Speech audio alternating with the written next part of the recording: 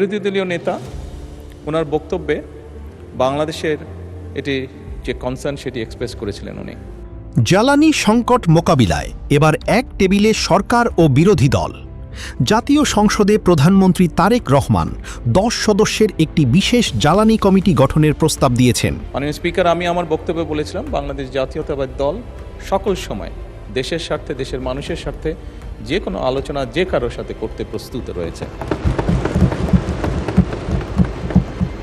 তারই প্রেক্ষাপটে মাননীয় স্পিকার, আমরা সিদ্ধান্ত গ্রহণ করেছি যে আমরা আমাদের পক্ষ থেকে 5 সদস্যের একটি কমিটি গঠন করছি। আমি আপনার মাধ্যমে বিরোধী দলীয় নেতা এবং বিরোধী দলকে অনুরোধ করব, ওনারাও যদি 5 জনের নাম দেন তাহলে এই 10 জন ব্যক্তি বসে এই বিষয়গুলোর উপর আলোচনা করতে পারে।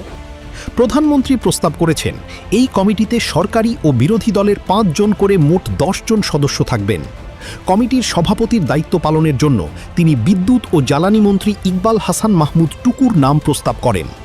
প্রধানমন্ত্রীর এই নজিরবিহীন পদক্ষেপকে তাৎক্ষণিকভাবে সাধুবাদ জানিয়েছেন বিরোধী দলীয় নেতা ও জামায়াতে ইসলামীর আমির ডাক্তার শফিকুর রহমান।